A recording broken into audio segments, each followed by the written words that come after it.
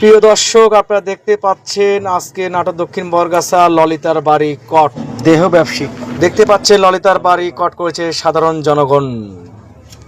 এখানে যে দেহ ব্যবসা চলে মূলত আপনারা জানতেন নাকি?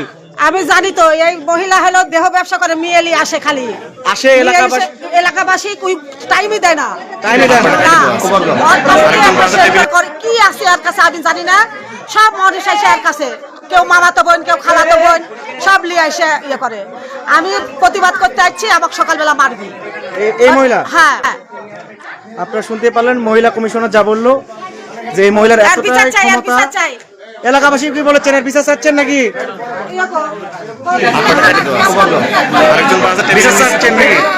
যে এই এলাকা হয় উনি বাড়ি বেঁচে চলে যাক, নাহলে বাসা ভাড়া দিক।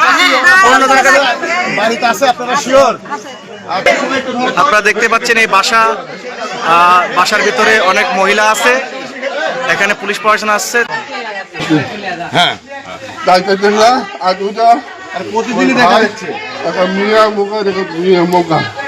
বোরকা পরে এই বললি আমি দেখেছি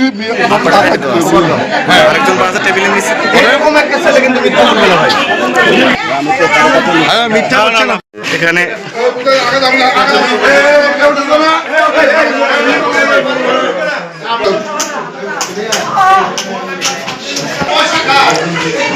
মূলত এখানেই এই অকম টকম হয়।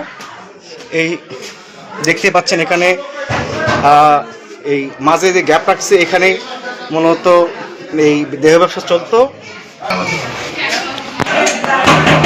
এখানে দেহ ব্যবসা হয়।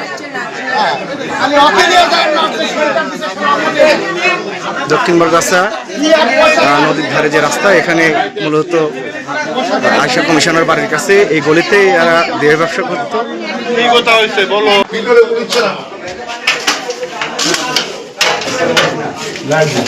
লাইটটা দেন, লাইটটা দেন, লাইট দাও, লাইট দাও, লাইট দাও, লাইট দেন, লাইট দেন, লাইট জ্বালান, লাইট জ্বালান, আলো দাও, আলো দাও, আলো দাও। এই তোমার বাড়ি কোথায়? বাসার লোক কই?